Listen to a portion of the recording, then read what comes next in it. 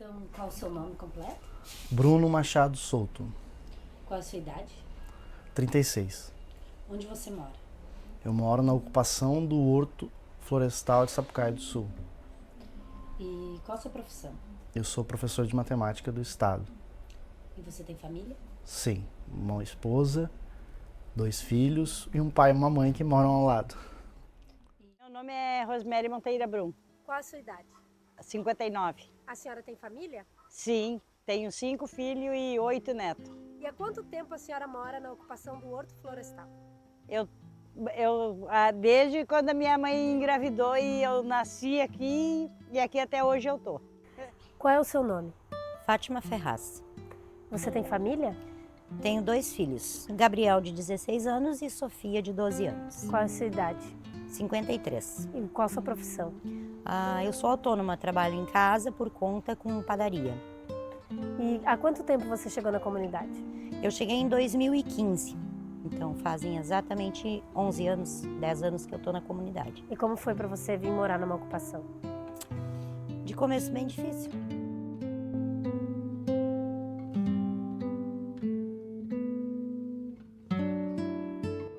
E aí quando eu casei eu fui para o aluguel e num determinado momento a gente teve a oportunidade de vir para cá, né? De comprar essa área que na verdade vendia-se só a casa, né? Não estava se vendendo o terreno porque se entendia que o terreno não era nosso, né? Não era da pessoa que morava aqui. Ela deixou claro que estava vendendo a casa e que o terreno era uma ocupação. E aí, para sair do aluguel, a gente acabou vindo para cá. Isso faz quanto tempo? 14 anos, quase 15. É assim, a mãe e o falecido meu pai, ele trabalhava na polícia rodoviária. Daí que os bichos morriam, daí ele pegava os bichos, né? E daí depois ele faleceu, a minha mãe ainda continuou morando ali. Daí depois a gente, né? Daí eu me casei, fiquei morando perto do lado da minha sogra, que daí era a falecida Dona Nica, dos Brum. Aí eu queria ficar perto da minha mãe, que daí deu câncer nela, que daí era só ela, né? E daí a gente tinha que ajudar a cuidar dela, e daí eu vim para perto dela. E daí aonde que daí eu perdi meu falecido marido também, na faixa, né? Eu fiquei com meus 2 guri, um coitado tinha 2 e o outro tinha 4, quando ele faleceu. Daí eu ajudava a cuidar dela, sabe? Daí ajudei a cuidar dela e daí continuemos sempre aqui. Daí os meus filhos casaram e estão todos perto de mim aqui. No começo, quando eu vim para cá em 2015, foi bem complicado. Eu morava em Canoas e meu pai morava comigo nessa época. Eu tinha um filho com 3 anos, hoje ele está com 15. E nessa época que eu vim para a ocupação, foi bem na época que eu descobri que meu pai tinha câncer, que meu filho era portador de von Willebrand. E aí começou a ficar a situação difícil onde eu estava e foi assim que eu vim parar numa ocupação, devido à necessidade financeira.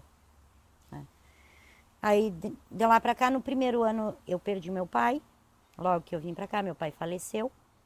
E de lá para cá tem sido bem difícil a moradia aqui dentro por causa da questão do medo de uma hora para outra ser retirado. Eu tenho um envolvimento com a comissão de moradores, né, que trata da parte do processo, né, dessa briga judicial que existe, né, dessa tentativa de nos tirarem daqui. E também me envolvo, né, quando tem algum projeto social, a gente tenta trazer para dentro da comunidade, né, trazer para cá. Há 2 anos atrás a gente conseguiu realizar aqui dentro um cursinho preparatório, né, para as crianças daqui serem preparadas para o IFSU. Né. Esse ano a gente está tentando fazer uma segunda edição desse cursinho. E a ideia é que mostrar que a periferia também tem que estar lá dentro. Aliás, é a periferia que deve estar dentro do IFSU, né, dentro das escolas técnicas de qualidade. Eu comecei a minha transformação na minha vida através do IFSU, através de uma escola técnica de qualidade. Ali, para mim, é um divisor de águas. Dali para frente, eu comecei a me enxergar enquanto cidadão. Logo que eu vim para cá, eu não tinha um envolvimento com a comunidade, né? Logo, no início. O meu envolvimento com a comunidade é coisa de 4 a 5 anos para cá. Mas sempre observei a situação, por estar numa área que era irregular, né? Sempre observei essa situação da questão da área, né? E sempre soube que ela tinha um processo jurídico e que em um momento ela iria vir à tona, né? Mas o meu papel dentro da comunidade, não só o meu, como de mais pessoas dentro da comunidade, é buscar um entendimento com relação ao processo, com relação à nossa situação dentro da área, com relação ao nosso direito de moradia dentro da ocupação. Começa pela incerteza da moradia, porque tá lá na Constituição que a gente tem direito à moradia e a gente não tem certeza da moradia. Porque tem uma briga judicial, tem interesse dos poderosos na área, né? E aí isso nos dá essa incerteza, já não nos garante a tranquilidade de que, bom, é aqui que eu moro e é aqui que eu vou morar para sempre, né? A gente fica sempre nessa incerteza. Tem a precariedade da água, né? Que é bem precário o acesso à água aqui, muitas famílias com gato, né? Com ligação irregular, porque a prefeitura não atende mais, né? Antigamente dava-se o termo de posse para a pessoa poder ligar a água e hoje não tem mais isso. Esgoto, ninguém aqui tem esgoto tratado, né? A maioria das pessoas é aquele sistema antigo e precário, aqui em casa é esse sistema precário, né? Que vai para o solo, que a gente sabe que não é o melhor, mas ainda é o que tem. E outras famílias é esgoto a céu aberto mesmo, assim, corre para o fundo da casa e é isso. O processo jurídico, infelizmente, em todos os sentidos, em todas as falas, em todos os momentos, diz que nós vamos ser reassentados para que se coloque um polo industrial aqui onde a gente mora. Isso é o que diz o processo, né? Isso tem grupo de trabalho já definido que nós vamos ser reassentados, no caso para a Gleba 10, que é atrás da José Joaquim, que também faz parte do processo da área, do processo jurídico. Porque tu não pode reassentar as pessoas, decidir pelas pessoas sem que elas façam parte da decisão, né? Então a gente vem nessa peleia desde 2019 ali, né? Tentando de diversas formas, a gente perde aqui, ganha lá e assim a gente tá indo, né? E uma das coisas que eu tenho dito, que para mim, assim, o Estado teve agora, em maio do ano passado, a gente está há 11 meses do que aconteceu, né? Que foi a maior catástrofe climática da história. E aqui dentro a gente não teve uma casa alagada. Então o Estado tem toda essa outra, essas outras pessoas que foram desabrigadas, que perderam suas casas ou que estão em área de risco para se preocupar. E aqui que não aconteceu nada, que era simplesmente dizer assim, vamos organizar, vamos fazer a regularização fundiária, eles não têm interesse, eles querem mexer aqui. Nesse momento, é mais ainda, são mais 580 famílias para colocar na conta, né? Eles têm todo um outro grupo de famílias, então nos deixa aqui tá bom para nós, a gente quer ficar aqui. Falta estrutura, mas a gente vai se adaptando, vai buscando o que precisa, lutando por aquilo que precisa e estamos aqui, estamos sobrevivendo, né?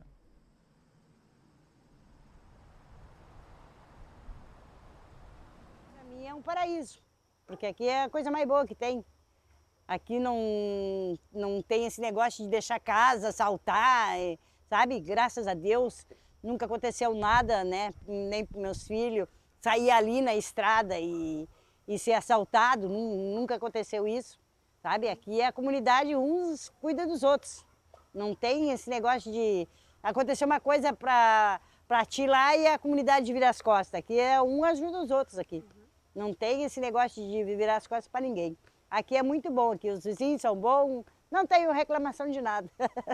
Trabalho e continuo aqui. E aí eu digo, a minha nova casa vai ser o morro, quando eles me levar no caixão. A casa, quando a gente comprou, né, ela era uma estrutura, ela ainda é uma estrutura bastante antiga, precária, né, feita assim, é uma meia água que foi feita, depois a gente deu uma melhorada, mas ainda tem pontos a melhorar, né? Ela apresenta algumas rachaduras. Essa parte aqui que a gente tá, foi uma parte que eu fiz, né, nos finais de semana, com a ajuda do cunhado, ajuda do irmão que vem quando dá, né? Essa aqui é uma parte que a gente mais nova, que a gente diria, que ela é mista, né? Madeira e concreto. E a parte de lá que daí é a parte antiga da casa, que ainda precisa de reparos, de reforma, melhorias, aumentar o telhado, mas um passinho de cada vez, né? A gente até tem aquele receio, né? Faz, e se faz pode perder, então vai fazendo devagarinho.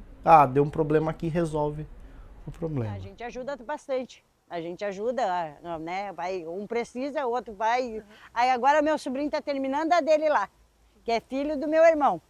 O meu irmão mora ali, aí o meu irmão começou a casa e parou. Mas daí o guri casou, daí ele deu a casa pro meu sobrinho. E agora o meu sobrinho está terminando. Aqui é o meu trabalho, o meu ganha-pão, né? Na geladeira onde eu guardo uma mortadela, um queijo, uma linguiça, um presunto. Freezer onde eu abasteço, onde eu coloco uns salgados que eu faço. Salgados desse tipo, que é o que eu produzo, que é o que eu vendo. Pãozinho que é assado todo dia. O forno onde se assa o pão. Aqui o pão na espera para tarde. E aqui é o espaço que eu falei que eu construí, que foi feito há 2 anos atrás, um espaço onde eu iniciei, onde não tinha nenhum piso, era na brita, não tinha parede, era cortina. Assim eu iniciei o meu negócio, onde eu fiz aquele financiamento do Loas, onde eu comprei forno, estufa, balcão, freezer, geladeira, freezer do lado de cá. Aí assim foi indo, foi crescendo, e aqui é o meu espacinho de trabalho. Ainda tenho ideia, tenho o sonho de fazer umas bancadas, organizar bem organizadinho, para poder trabalhar bem, mas é aqui que eu me viro, é aqui que eu sustento meus filhos, é aqui que eu ganho meu ganha-pão, dentro da comunidade onde eu moro, da comunidade que eu quero continuar fazendo parte e da comunidade que eu quero e gostaria que ficasse como está. A ideia é que essa zona aqui, essa região que a gente está aqui, nas margens da BR, seja usada para empreendimento imobiliário, né? Ainda é citado que é uma região de alto valor financeiro. 2017, que eles...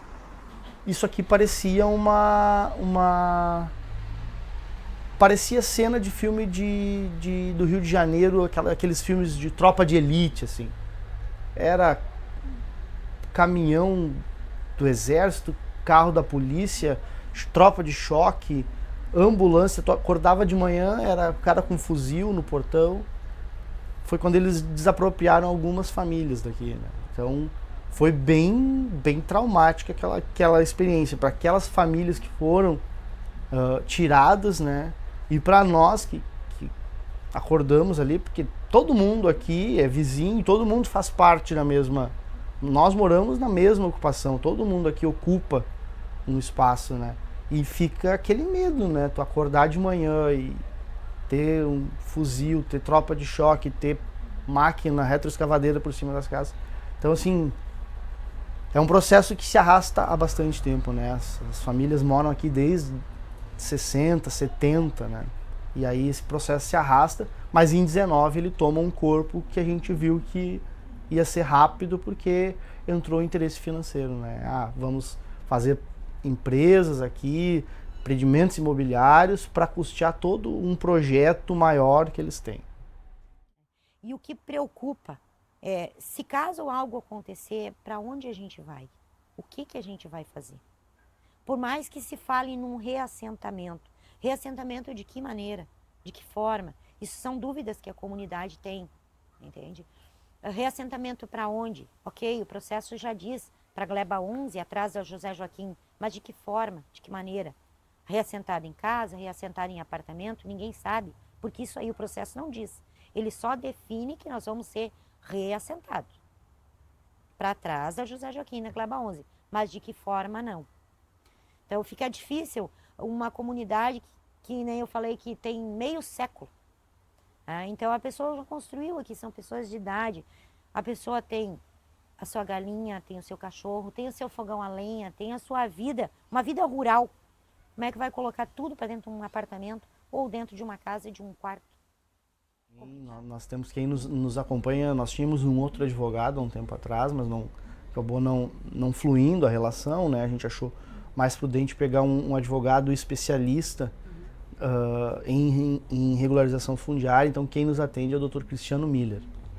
É ele que acompanha o processo pra gente. E aí nós visitamos especificamente a comunidade do Horto Florestal, onde a gente conheceu aquela realidade ali. Então tinha uma realidade de um acordo judicial feito à revelia das famílias, que não tiveram espaço, não tiveram assento em nenhuma mesa, não foram ouvidas, e essas famílias, nesse acordo, previam que iam ser reassentadas forçosamente, para na área que elas estão, a Gleba 9, que é a comunidade do Horto Florestal, ali ser realizado um empreendimento econômico, que garantiria o seu próprio reassentamento como contrapartida. Ocorre que, na visita que se fez, as famílias deram conta para nós de que já estão na área há mais de 60 anos. Essa área do Horto Florestal foi ocupada, inclusive, por trabalhadores do próprio zoológico, da Fundação Zoobotânica, que não tinha onde ou pagar o salário ou colocar os trabalhadores e indicava, não, tu pode fazer a tua casa do outro lado da faixa. Esse processo diz assim, ó, as glebas 9 e 14, que somos nós, deverão ser destinadas ao aproveitamento econômico de eventual empreendedor, respeitando o parâmetro a ser definido pelo grupo de trabalho criado neste acordo, a fim de dar sustentabilidade econômica ao projeto. Essa sustentabilidade econômica ao projeto se refere, inclusive, a vender a área onde eu moro para botar a grade no presídio. Isso, o processo diz. Que a área que eu moro, pelo grupo de trabalho, a área que eu moro vai ser vendida para empresas, vão me reassentar, vão me tirar daqui, vão me botar atrás da José Joaquim para custear o processo. E esse custear o processo significa, inclusive, botar grade no presídio, cercamento no presídio e asfalto na rua que leva para o presídio. Isso diz o processo. Para elas, a cidade não deu espaço. Para elas, a cidade não deu política. Para elas, a cidade expulsou elas. E as pessoas vão para onde? Vão para essas áreas de risco, como a gente mencionou, áreas inundáveis, áreas que não chegou ainda a cidade, né? E que depois, veja como é que é contraditório. Depois que as comunidades se instalaram lá e, através de muita luta e mobilização, levaram energia elétrica, levaram acesso à água, levaram transporte, mobilidade, aí começa a chegar a cidade e depois expulsa de novo. Por quê? Porque essas pessoas estão informais, segundo a cidade fala, e a legislação. Então, não tem matrícula. E aí, passa uma linha de alta tensão lá e diz, não, agora você não pode ficar mais aqui, mas vocês têm matrícula? Se vocês não têm matrícula, a gente dá um dinheiro qualquer para vocês, a gente avalia aqui as benfeitorias, 15 mil pela tua casa. Tua casa que tu construiu e morou durante 30 anos. Construiu uma geração ali. Colocou os filhos no colégio, que não tinha, tu trouxe. Colocou as crianças no posto de saúde, que tu levou através da tua mobilização. Pega o ônibus para ir para a cidade, que tu levou o ônibus. Entende? Então, é um processo assim muito, muito triste, lamentável e assim, perverso, que essas pessoas sofrem cotidianamente. Que é o caso também do Horto. Eles estão numa área agora que está valorizada, né? E que ali vai ser um empreendimento econômico que nem está no acordo. O acordo ele é muito sincero, né? Poderia não dizer que tem um empreendimento, mas ele é muito sincero. Ele diz, não, ali agora é um empreendimento econômico, não é mais para as famílias. Elas vão ser reassentadas nos prédios em contrapartida. Onde está previsto isso? A regularização fundiária, ela dá a estrutura fundiária para a cidade. O que é isso? São os terrenos, as áreas, os lotes que as pessoas precisam para morar. Então, no momento que a gente precisa regularizar a estrutura fundiária, a gente está falando que a gente precisa regularizar os lotes das cidades que não têm esse sistema ativo, né? Eles são como se fossem fantasmas dentro das prefeituras e nesse caso, se não estão regulares, não pagam impostos. E se não pagam impostos, a prefeitura se isenta ou se exime também da responsabilidade de levar equipamentos públicos, serviços urbanos e tudo que as pessoas precisam para viver. A operação urbana consorciada é um instrumento urbanístico, é uma ferramenta que os municípios passam a ter a partir do Estatuto da Cidade, em 2001. E ela se trata, na verdade, como se fosse um sistema de contrapartida, né? Uma operação que faz com que o poder público, seja ele municipal, estadual ou federal, e a iniciativa privada possam fazer um convênio, um consórcio, né? De que maneira? Atuando em conjunto em prol de alguma área da cidade. Esse é o fundamento do instrumento Operação Urbana Consorciada. Ele vem sendo utilizado de várias maneiras por diversas cidades. Em alguns casos, o poder público fica com um percentual, né, maior ou tem maior responsabilidade. Em outros casos, a iniciativa privada acaba tendo mais responsabilidade e, por consequência, mais lucro. Isso é o que geralmente acontece. Sim, na operação urbana consorciada, a população sempre precisa ser escutada. Faz parte do processo a realização de audiências públicas, a realização de escutas com a comunidade e qualquer tipo de envolvimento. Toda a população, que é o público-alvo do projeto, é a população que mora no local. Então, ela precisa fazer parte da operação urbana. Senão, esse consórcio fica desigual. Alguns casos, isso já aconteceu e os processos podem ser julgados inconstitucionais, né? Inclusive já tiveram até prefeitos que sofreram processos de improbidade administrativa, né? Por serem os entes envolvidos, nesse caso o Poder Público Municipal, justamente por ferirem o processo, né? Que legalmente está instituído por lei federal. Então, isso precisa ser retomado, né? No caso do município que está aplicando essa lei, né, e como ele está aplicando a legislação urbanística a nível federal. Que no caso o município precisa aplicar essa legislação, o estado que for aplicar essa legislação, ele não pode ser mais permissivo do que a lei federal. Então, se a lei federal diz que precisa ter a participação popular, o município não pode dizer que não terá participação popular. É uma área pública estadual e veja, a ação que o Ministério Público ajuizou é justamente no sentido de que o governo do estado ia vender, ia fazer um leilão do zoológico. Qual era a ideia do Ministério Público, que foi muito boa? Entrar com uma ação civil pública e dizer, olha, como é que tu vai vender um patrimônio, né? E por um terceiro, assim, se tem área ali, inclusive, que eles falam que é de proteção ambiental, área pública, e gente morando. Qual foi o problema do acordo? Que não ouviu as famílias que estavam no horto, né? Que disse que para aquelas famílias ia ter um reassentamento porque ali é interessante para o empreendimento econômico. Esse foi o problema. Tem áreas, inclusive, que o acordo prevê que vai ter regularização fundiária. Poderia também estar previsto para o horto regularização fundiária, mas não é o caso para essa comunidade. E quando a gente faz regularização fundiária, a gente faz regularização de áreas consolidadas. O que define a consolidação de uma comunidade, de uma área? O tempo de posse, como tu usa essa área, a moradia, o comércio, a moradia mista, os serviços públicos que tem, as intervenções públicas que tem, e o horto, ele tem tudo isso. Ele passa lá agente de saúde, tem serviço de correio, tem serviço de internet, tem escola estadual, como vocês falaram, as famílias ali se articulam e elas conseguem viver de uma forma com que garantam a sustentabilidade, ou seja, tem ali também um protagonismo comunitário muito forte. Tem uma comissão de moradores, eles fazem brechó, eles fazem arrecadação de alimentos, quando na pandemia também eles se organizaram nesse sentido. Eles têm grupo de WhatsApp e eles se comunicam constantemente pelo grupo de WhatsApp. Então ali tem uma luta comunitária. E isso faz com que essa força toda deles, ao longo do tempo, consolidem a ocupação. E isso para a regularização fundiária é importantíssimo, porque tu vai regularizar essas áreas que estão consolidadas. E a consolidação vem no tempo, vem no uso, vem conforme o poder público vê aquela área, e sempre teve serviço público ali, né? Então, o que aconteceu efetivamente foi que, num dado momento, se vocês verem a BR-116, é empreendimento econômico em toda a faixa da BR, e para ali no Horto. Então aquela área começou a ficar interessante, né? E se imaginou fazer um empreendimento econômico em contrapartida do reassentamento das famílias.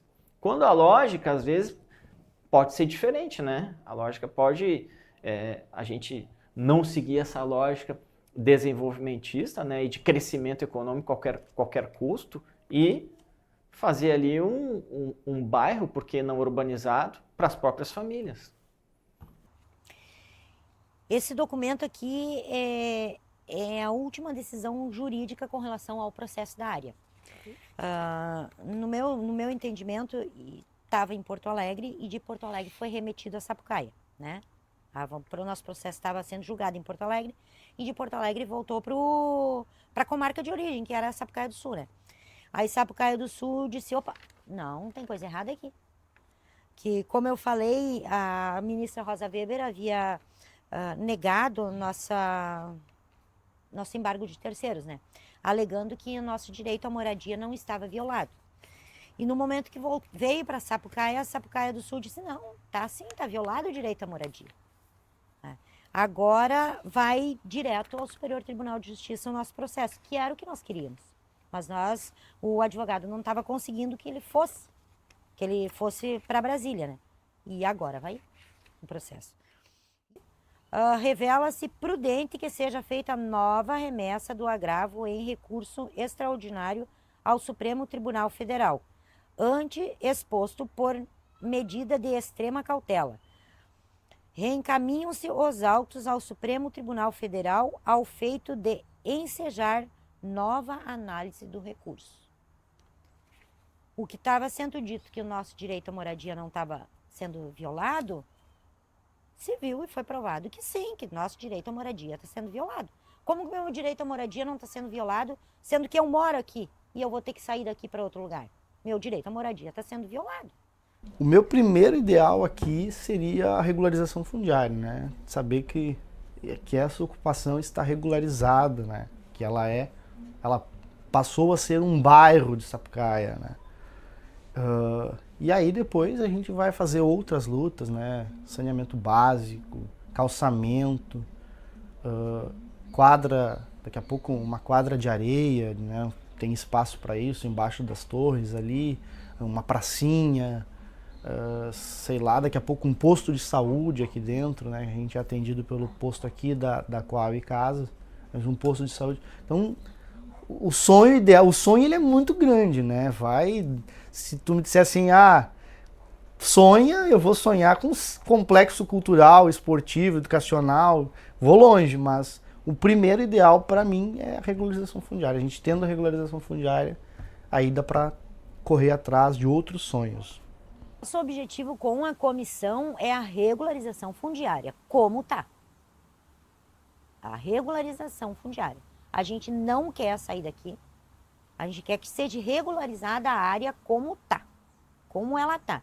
Porque uma coisa é certa, se o processo fala que a área é uma APP, é uma área de preservação permanente, mas como que pode ser colocado um polo industrial aqui, que o processo diz isso, né? Gleba 9 e Gleba 14, para destino de uma área de um empreendimento consorciado.